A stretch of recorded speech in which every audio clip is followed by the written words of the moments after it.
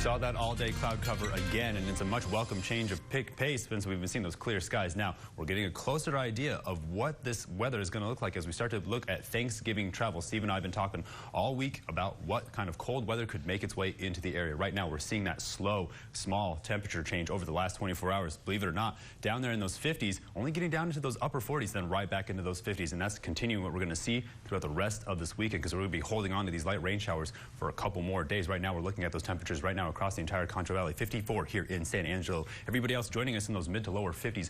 Now we get a good look outside at the area.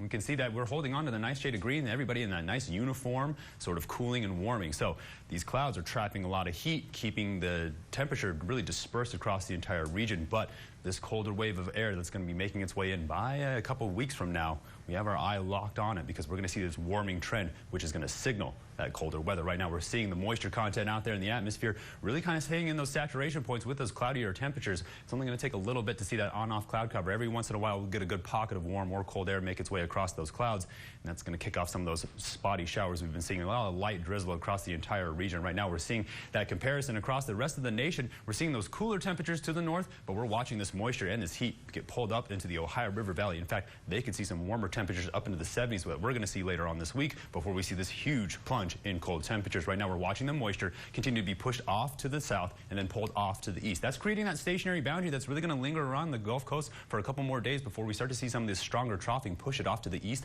before we see that huge plunge in cold air. In fact, we're looking at some of these moisture contents across the entire Rocky Mountain area, not as dry as we thought, but drier air definitely on its way. This is what we're talking about, the long wave pattern. We're going to see a little bit of this ridging push in by late next week, and that's going to warm us up into those 70s. But this large troughing where it makes this cutoff low off the west coast, that is a giant pocket of cold air, and we're slated to see this slide its way into our region by about Thanksgiving. It will affect that holiday travel. In fact, they're calling for a late tornado season, so we'll see how this develops, but it's getting more and more serious. As much as I just want to push it off and deny the fact that it could probably happen, we're looking at the early setup of it right now. In fact, seeing this moisture continue on that southeast or northeasterly trajectory, but we're seeing that cold air right behind it. Now, behind that, we're looking at this next big pocket of moisture. This is going to be a pretty powerful storm like we saw a couple weeks ago, but it could drop us down even colder than we saw, again, below those freezing temperatures. Well, with the precip behind it, what will it be? Will it be frozen or will it be snow?